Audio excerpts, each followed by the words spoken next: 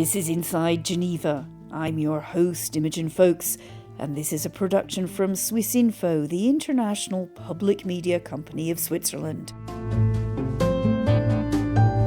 In today's programme. In the year 2525, if man is still alive. Tonight I can report to the world that the strikes were a spectacular military success. Iran's key nuclear enrichment facilities have been completely and totally obliterated. We devastated the Iranian nuclear program. Many presidents have dreamed of delivering the final blow to Iran's nuclear program, and none could until President Trump. In the year 4545. The world is watching with growing alarm. We are not drifting toward crisis. We are racing toward it. The expansion of this conflict could ignite a fire that no one can control. We must not let that happen.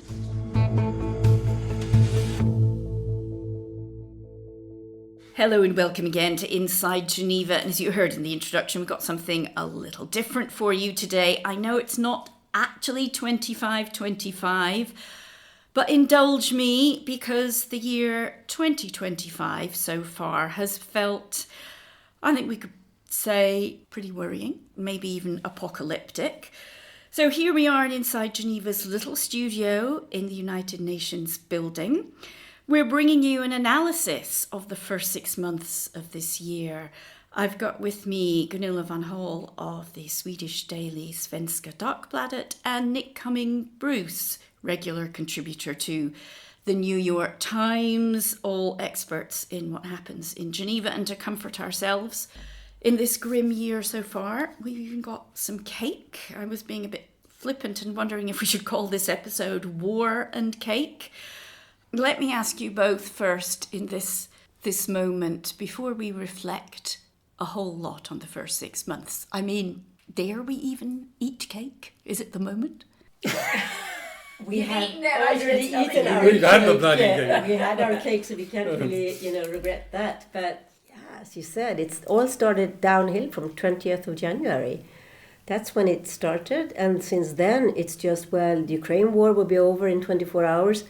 Nothing happened. It just got worse, and right now it's just black and nothing hopeful on the horizon. And then we had Gaza. Then we have Iran, Israel, and then we have the cut downs of all the aid, and it's very bleak. I think we should just not give our hope, but it looks really. We have 4 years with Donald Trump, and he is the one who doesn't want to be involved in supporting humanitarian aid or having multilateral diplomatic solutions to anything, it seems. Well, you have given an excellent summary of where we're going to go in this podcast. But before we wind right back to January, Nick, what about you? How are you feeling halfway through the year? I mean, what do you sense in Geneva? Nothing but unmitigated gloom at this point.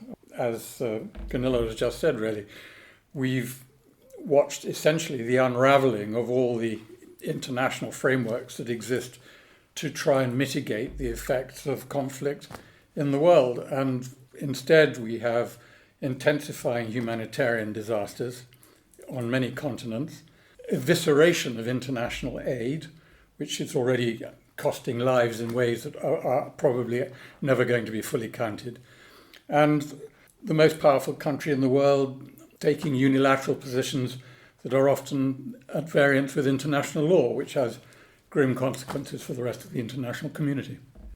Grim indeed.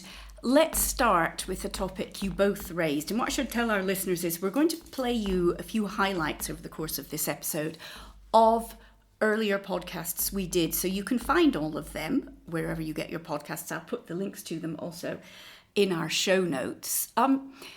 In January, even before January, we knew there were going to be cuts to humanitarian aid agencies. So we were prepared. Still, I'm going to give you now a little flavour of the kind of things we heard then from a variety of aid agencies. Late today, the U.S. State Department suspended all foreign assistance around the world for at least 3 months. It affects tens of billions of dollars for programs that extend from... In Colombia, and they've just had to lay off 200 staff that were doing the demining in the south of the country.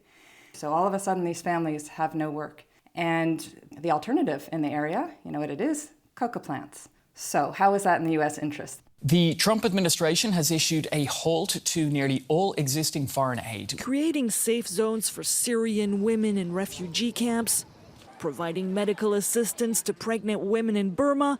This is the type of action the UN Population Fund has led. The U.S. has been one of the UN agency's founders and main donors. It's now ceasing all contributions. Right now, a woman dies of a preventable form of maternal mortality every 2 minutes. Okay, so that's unacceptable. What is one of the grants that the U.S. just cut is to support the training and salaries for midwives. The United Nations is saying that there could be 2,000 new cases of HIV due to the USAID cuts. This as President Donald Trump puts millions of dollars of foreign aid on pause. We actually had something that was successful. We were one of the only 17 sustainable development goals that was able to see the end in sight. We're so close to ending AIDS, full stop. And we could very well be turning back completely. Well, you heard a variety of aid agencies there. They really set out their stalls at the beginning of the year. We heard from UN Population Fund. They run maternal health clinics. We heard from UNAIDS. Now, we all know why it's important that that body continues to function. We heard from demining. Did anybody listen to them 6 months on? As far as I understand it, that 3-month freeze has now become permanent. I think it's a mixed picture because some of the programs that were suspended are back in action. Some funding is coming back to demining programs that went through. Of course, you work quite closely with demining programs. Yeah, that were temporarily paused, but damage was done even to them. Opportunities were lost. Things that should have happened didn't. People have been laid off in significant numbers who will probably never be rehired in a lot of different programs. The US was the biggest funder of mine action in the world for many years. It may well continue to be, but significant damage has been done. And that's just one little kind of segment of one little corner of the international aid effort. There are much bigger swathes of humanitarian action which are dealing with more immediate crises in Sudan, Somalia, Afghanistan, wherever there is a major conflict running. And these are suffering acutely.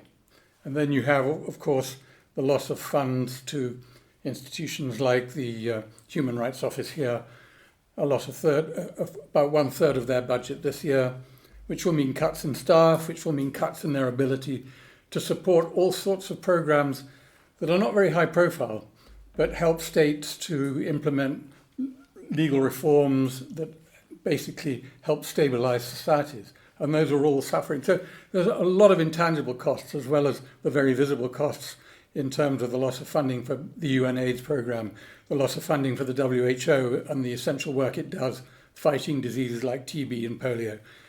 These are costs that are going to be weighed for years to come.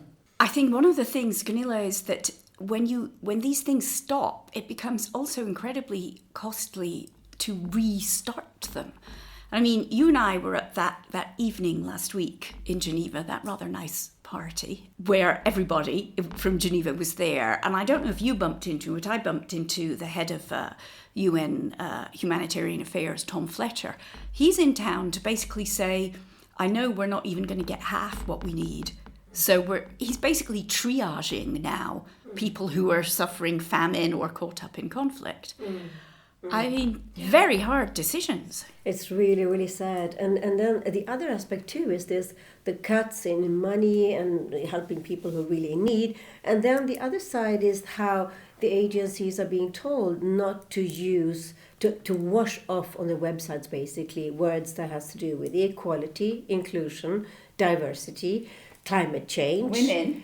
Women. You can say extreme weather, but they should not talk about climate change. this censoring of words that kind of is the basis for their work. I think that's also very, very scary. Then I think the cut downs are extreme. What is it, 83% of USAID programs cut down, meaning that in Sudan, 80% of all the community kitchens are now closed. 80%. And let's remind our listeners that it's 12 million people are displaced, 13 million in Sudan, in this appalling conflict, because of all the other conflicts, doesn't get nearly enough attention. No. Emergency food distribution in a country like Afghanistan, WFP says we have to close it, we have to stop it. We do not have the money. I mean, the suffering and then this censoring of the work that they're doing and the ideas that they're building this work on, all agencies, that is very ominous. And which basically feed into the whole sort of dynamic that's driving instability around the world. So in whose interests does this work? It certainly isn't in the long-term best interests of any of the governments in the United States. Well, it's exactly the point that Tamar Gabbelnik, in that clip we heard there, she's the head of the international campaign to ban landmines. People will turn to farming coca in Colombia because, they're demining. I mean, Colombia is infested with mines. Their demining was providing good livelihoods as well as doing good work. But it also raises the question of what is the rest of the world going to do about it? I mean, here has been the United States shouldering a massive percentage of the international humanitarian budget for many, many years. There are plenty of other rich states that could be contributing. What are they going to do about it? Everybody is very much focused on the damage that the United States is inflicting on the multilateral system, and deservedly so. But what are other states going to do to protect it? The international humanitarian budget every year is funded largely by a very small group of Western states. So where is the second biggest economy in the world, China? Where is India? Where are rich countries like Singapore, which like to sit on the sidelines of these kinds of debates? They have the resources. What are these states going to do to shore up and contribute to refashioning the international system, if that's what we're now doing, in a more durable and sustainable way? But maybe that's where they're going to see their chance right now. China, for example, they're going to see the chance to move in and take over in this power, financial but also power vacuum. It will be an opening. And we know for China that they're moving into a lot of international organizations. They want to have much more impact. And countries like Qatar now tries to attract a lot of UN agencies. Come here, put up your headquarters here. It's cheaper, and we'll they can give you pay. a free air-conditioned building. It's a kind of a blue wash. So we have to be these countries. Yes, where are they? Well, they might see a chance now to come in and get the influence they wanted and they want for the future in this new world order. Yeah, I think that the only caveat to that is that clear preference is for unilateral programs. The Saudi Arabia of this world, the Gulf states, China. They like to, it's not that they're not spending money, but they're not putting it through a system that basically reinforces international norms and standards. They're doing it unilaterally in ways that serve a national agenda. Yeah, I just want to add one thing there. On the other hand, there is also in the UN, there was a need to make things more efficient and to scale down and there has to be said too that it's not good all this money is disappearing, but has the UN, all the agencies functioned efficiently? Has money been wasted? Has there been, hasn't the work been done in an efficient way? I think there is a need when you talk to people in the UN saying, yes, this was needed, but it wasn't supposed to happen like this. Can I just come back at that? Yes, I want to come back at that too, because I have a different opinion, but you first, Nick. Because I think you're absolutely right. The UN system was grotesquely inefficient in all sorts of ways. But I think what is disturbing is the very casual destruction of international institutions and agreements that have been pulled together over many years, decades of work since World War II, and which for all their many imperfections are trying, with some cases significant success, to address the critical challenges that the world faces. And I point to a story in the New York Times today, which says that, when Donald Trump sat down and signed his executive order 14169, pausing all humanitarian aid. It was in nobody's mind in the administration at that point to wrap up USAID.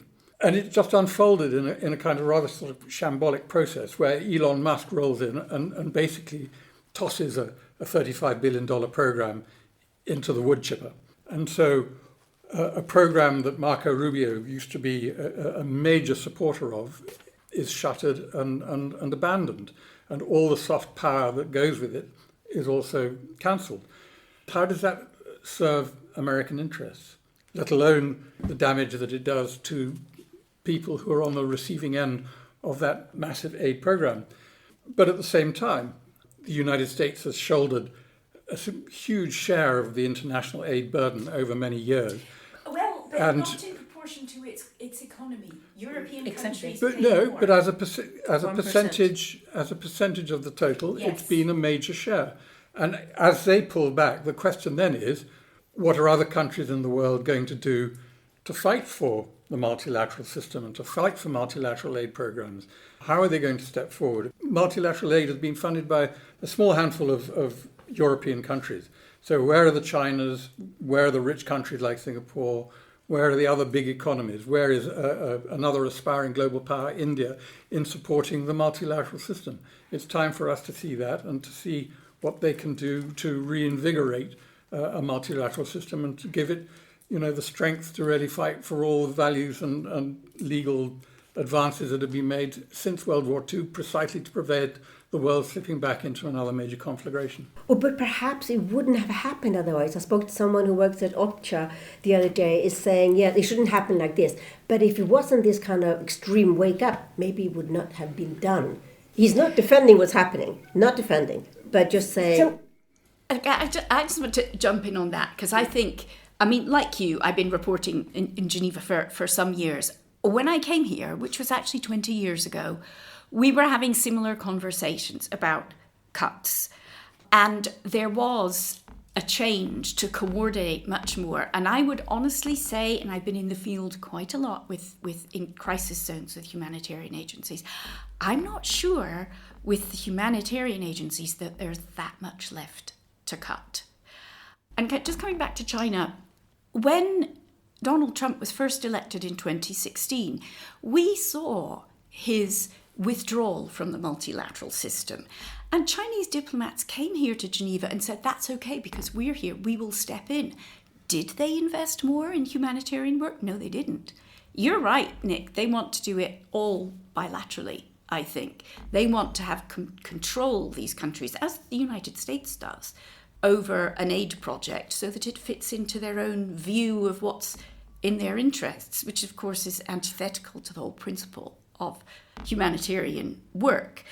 And that brings me on to another development which I think we could not have seen before 2025, and that is the utter humanitarian catastrophe in Gaza, and the fact that the agencies with years of experience have been shut out, blocked for months on end, and then somehow our dear friend Donald Trump, I don't want to make this programme a total criticism of Donald Trump. To be fair to him, he did notice that there was a crisis in Gaza and decided that the US would do something about it with Israel.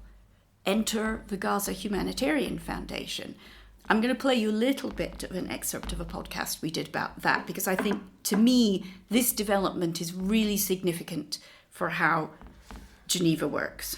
We're going to help the people of Gaza get some food. People are starving. A US-backed aid organisation aims to start work in the Gaza Strip by the end of May.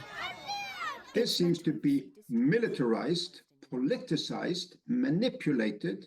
People have to walk long distances through the rubble to get aid. After more than 80 days of a total blockade, Israel has started allowing a limited amount of supplies into some parts of the Strip. This is not child's play. It is not a military operation. It is a different thing that requires years and decades of experience to get where we've got to now. Hunger and fear. Palestinians in Gaza say going to new food distribution sites comes with the risk of death.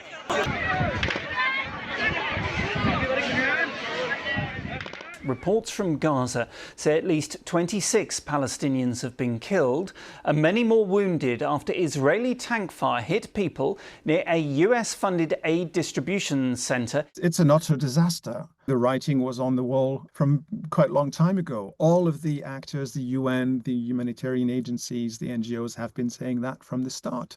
Militarizing aid is not going to work. Israeli forces have opened fire again on hungry Palestinians desperate for aid. It breaks my heart to say it, but it wasn't a surprise to see those horrendous images from the first day of operation of the GHF in Gaza. Just ending that there, that was Chris Lockyer, the Secretary General of Médecins Sans Frontières, Doctors Without Borders. He has a team, a big team in Gaza. He goes there regularly himself, and he's quite right. Delivering aid is not child's play, and my God, what have we seen since that foundation started? Well, according to one news report today, in the space of a little more than 3 weeks, up until around June 18, there were 18 mass casualty events, more than 1,800 casualties delivered to hospitals, the great majority of whom saying they were injured in the process of trying to collect food from one of these hubs. Israel denying point blank that it's shooting at civilians. We've got 1,800 casualties, some of whom probably were victims of shots fired by other criminal gangs. But when you're talking about tank fire, drone fire, fire even from naval vessels, at these kinds of gatherings of people, there's very little doubt where the great majority of these casualties how they're being caused. Even if it wasn't, even if not a single IDF soldier fired a bullet that hit one of these people, the way they have set this up is designed to create this kind of catastrophe. I mean, when the UN had 400 points already set up and organized since a long time, where families and people would go and get in an organized way the food and the medicine and whatever they needed. Instead now, and they can't do anything, they're paralyzed. You cannot go to these 400 places where it's close where people live. Instead they have to go all the way to the end of the road basically, and then they're pushed through these like cattle, pushed through these metal corridors where they have to run with the bag on their back, or people, so children, women, handicapped, women, people with disabilities. I mean, it's so humiliating. And then the UN, meanwhile, I interviewed someone who was in Gaza the other day, in Gaza City, working for the UN, and saying that all we can do, there's maybe 1 or 2 trucks coming in, and we can deliver some medication to the hospital and bread to the bakery, but nothing else. We can do nothing else. Yes, but as WFP said, since the beginning of the blockade on March the 3rd, they've been able to deliver 9,000 tons of food, very little of which has actually reached any distribution point. And 9,000 tons in itself is completely inadequate for the requirements of more than 2 million people who have been deprived of any real access to aid for the better part of several months. And the other thing is that this is creating, you see the images, people being filmed in Gaza, and you hear kids screaming, revenge, revenge. Yeah. This will create a new, maybe more vicious Hamas. This is the big problem that I don't know if Israel is realizing, but they're creating a monster. Yeah, I mean, I don't. How are these? I can't. Sometimes I go home after a day in Geneva talking about this and listening to the aid agencies, and I literally cannot watch the news. Yet another child screaming over the body of its mother. It's appalling, appalling. The idea that the UN trying to bring aid with all of its experience has been somehow vilified in this and bypassed by an organisation which has not filled the needs and has, by its strategy, caused the deaths of hundreds of people. And which, given the effectiveness of the aid delivery that did occur up until the point that the blockade was introduced, which is evidence of how that system can work. In February, we had the ceasefire. There was not looting. There was not people desperately struggling. The UN knows how to do this. I mean, I think this is a very important point that Chris Lockyer of MSF made, is that They know how to deliver aid in conflict zones. That is what they are trained for. It's not a bring and buy Tennessee potluck, which seems to be a bit how it's being run. And even if there was it's chaos, it's a country, it's a place that is in complete chaos. So if some food is taken in a way it shouldn't be taken, maybe then let that be instead of having children starving to death. It has to be some proportionality. You may take risks. There might be some things that don't work exactly as planned, but you can't let people die in the streets and kids die from hunger. I mean, pragmatic aid workers will tell you, sometimes something disappears. But I have been in the field with these kinds of distributions, not Gaza, but I see how they work it so that women with children don't get pushed aside, that they have gone into the community, who can't come, who might be in a wheelchair, all this kind of thing, they do it. As Chris Lockyer said, it's not child's play. There was another little subject I wanted to touch on related to this. I won't play any clips, but we have, with the bypassing of the traditional UN organisations, we've seen not just funding cuts and bypassing, we've seen actual leaving. So the US has left the World Health Organization. Another country, Argentina, has decided to do that too. What do you think? Is this a rush for the door? Or is this just some game playing which could be corrected in a few years? It's hard to say, but I mean, when the most powerful country in the world takes these kinds of initiatives, there are going to be people who follow in the slipstream. It's difficult to believe that this will be like the end of the World Health Organization after we had the worst pandemic in this century. And we got the pandemic treaty. We got the treaty. Month. Yeah, we got the Without treaty. the US, who's going to suffer most from that? Is it going to be the United States if there's another pandemic? Or is it going to be the rest of the world? I mean, they might get left out of stuff. Well, exactly. I mean, I think, the pandemic treaty was greeted with great celebration, and rightly so. After 3 years of very difficult negotiations, you get 191 states to sign up to it. But, let's not get too carried away. It's very symbolic because nobody's actually signed it yet.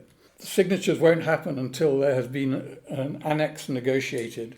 Yeah, that's right. The detail, the devil is in the detail. That deals with the very nitty-gritty issues of sharing pathogen data and working out the mechanisms for delivering and sharing vaccines. That's got to be negotiated for over another year. And then we've got to get 60 states to sign up to this thing for it to become an actual deal. So there's a lot of water yet to flow under the bridge before this becomes a reality. Nonetheless, on a more positive note, it's a framework which provides an opportunity for a lot more to be built on, and the countries that are outside it are those that stand to lose from that agreement. Yeah, 191 states, as you said, showed willing. Yeah. So it's not nothing. Yeah, it's not nothing. I mean, I think if we're going to, here in Geneva, we're going to talk about the benefits of multilateralism. That certainly could be one. And if countries like you said, if China, Brazil, India, South Africa would sign, that would give it clout, would give it weight. But then would China sign, you exchange, we know what happened during the pandemic and how hard it was to get any information about anything that happens in Chinese labs. So it's a long way to go. This annex is really... It's key. It's critical. This will either give it some real muscle or leave it as a rather symbolic, wishful kind of... Let's get back together when they're actually fine-tuning that, because I think it would be really interesting to do a whole podcast just about that and why it is that countries have hesitations. Because it's not just China. Obviously, China does, but other countries too, the countries with the big pharmaceutical industries, they have hesitations about how much sharing they should be doing. So yeah, let's make a date for that to let our listeners know a bit more in detail what a treaty is and why it's not necessarily something to be frightened of, as apparently some ordinary people on the streets are. My last topic, because Geneva is called the City of Peace, is conflict and diplomacy. And we're just coming out of a day of intense diplomacy last week in Geneva between Europe and Iran.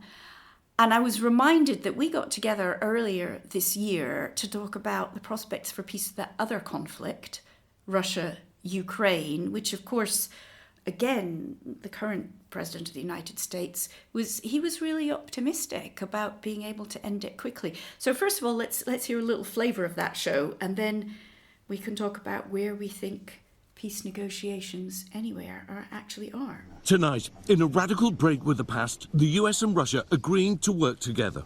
The two sides discussing how to end Russia's war in Ukraine, but doing so without any Ukrainian officials present. We couldn't have imagined a better result after this session. But today I heard, we weren't invited. Well, you've been there for 3 years. You should have ended it 3 years. You should have never started it. You could have made a deal. How are you approaching this? Do you want just to stop the war, or do you want to win it? And that's the point. We don't know even what President Trump would think is a win. One suspects it's a win that would be purely transactional in US interests, which is bad news for Europe. Returning to Ukraine's pre-2014 borders is an unrealistic objective. The United States does not believe that NATO membership for Ukraine is a realistic outcome of a negotiated settlement. Instead, any security guarantee must be backed by capable European and non-European troops. Europe is expected to be responsible for the reconstruction of Ukraine, having troops on the ground to oversee a ceasefire. So the US will take the decisions together with Russia, with Putin, but then who is going to do the real work afterwards? It is Europe. Can you assure this audience that Ukrainians will be at the table and Europeans will be at the table? The answer to that last question, just as you framed it, the answer is no. It started before dawn. Ukraine woke to explosions around the capital, Kiev.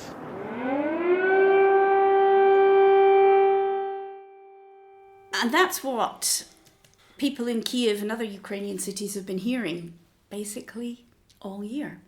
There is no peace, certainly not in 24 hours. I mean, was there any merit in, right, let's cut to the chase, let's go straight to the aggressor alone and say, let's do a deal? Because it is the style of the United States at the moment. I mean, I've reported on a lot of tricky diplomatic negotiations here in Geneva. I've never seen it done like that. Well, it's difficult to see that working to the benefit of neutral parties and parties to conflict. If you adopt the narratives and the playbook of one of the combatants, and notably the combatant who actually started this crisis by invading Ukraine. And what we have never really gotten away from is concern over where the Trump administration stands in its relationships with the Kremlin, because we see disdain for Ukraine in many statements, and we don't see the United States apparently using the leverage that it has got to increase pressure on Vladimir Putin and Russia. The pressure it's applied has really all been on Ukraine. So I don't know that this is really a formula that offers much prospect for a settlement that Europe would find comfortable to live with. A settlement that's acceptable. I mean, Gunilla, you've been in Russia quite recently. Are they war weary? Are they happy that they've got somebody in Washington who's maybe going to bat for them? In the beginning, when they started, when Trump and Putin had their newfound relationship, people were hopeful. They said, "Oh, Trump is our hope. He will end," because people are so tired of this war, or the special military operation, like it's called in Russia.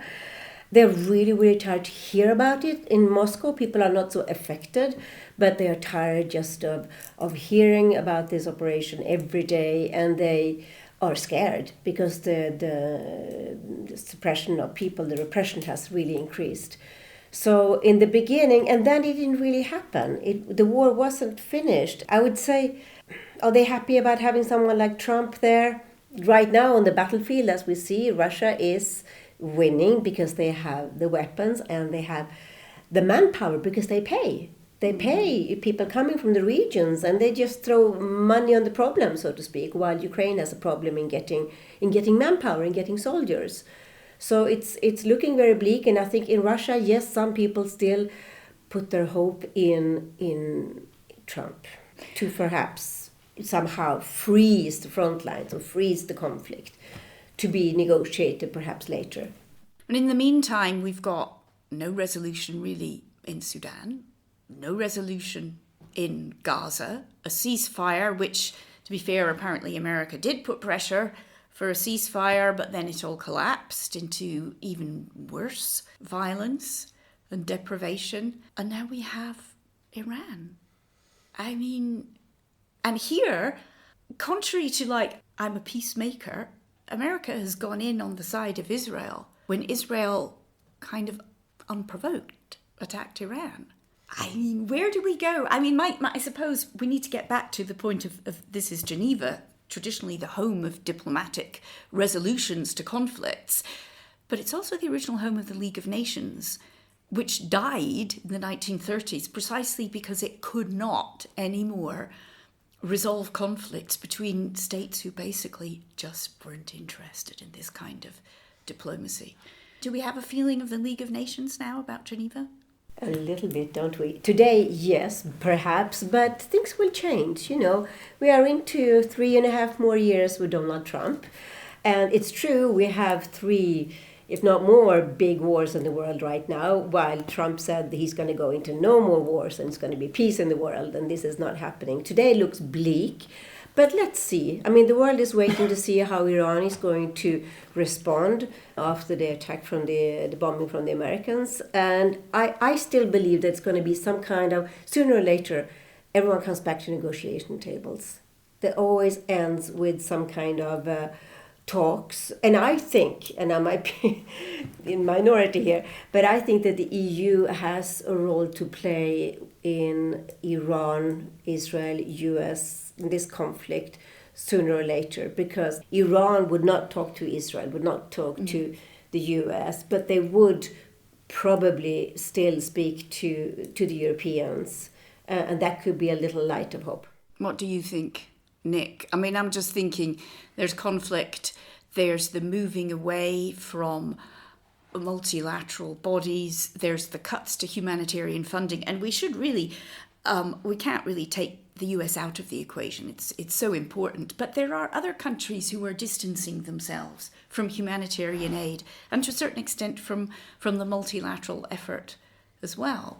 I think it's a very hard question to answer, though, at this point where the Iran conflict has the potential to escalate into something really very much bigger and far more sort of consequential, where it would take us into a whole new kind of ball game. And so I think we're in a very sort of testing and uncertain time where there are far more questions than answers.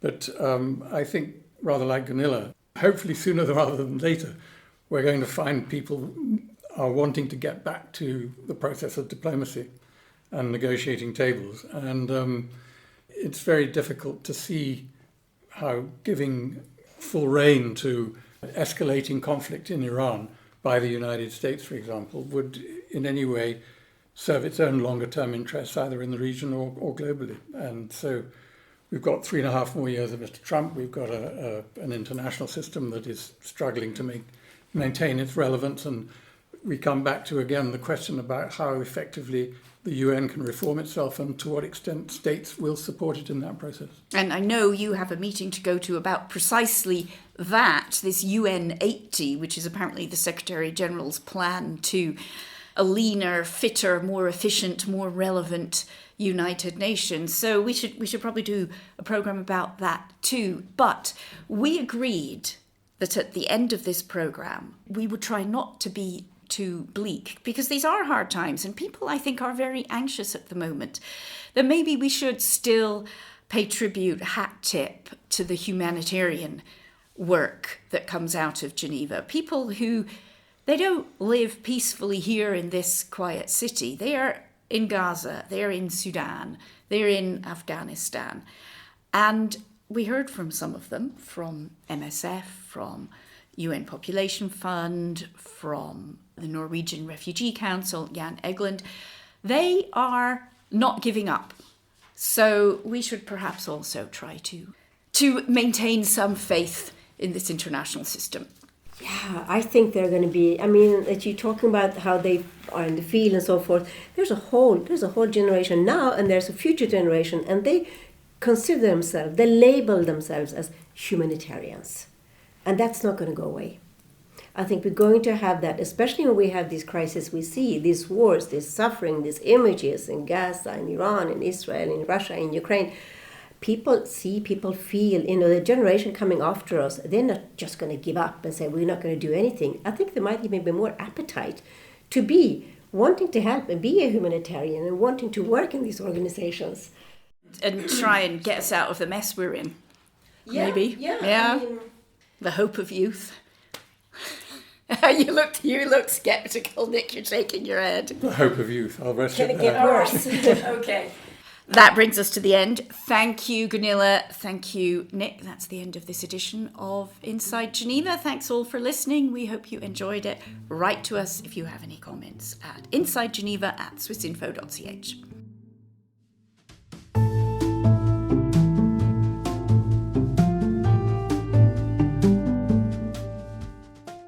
A reminder, you've been listening to Inside Geneva, a Swissinfo production. You can subscribe to us and review us wherever you get your podcasts. Check out our previous episodes, how the International Red Cross unites prisoners of war with their families, or why survivors of human rights violations turn to the UN in Geneva for justice. I'm Imogen Folks. Thanks again for listening.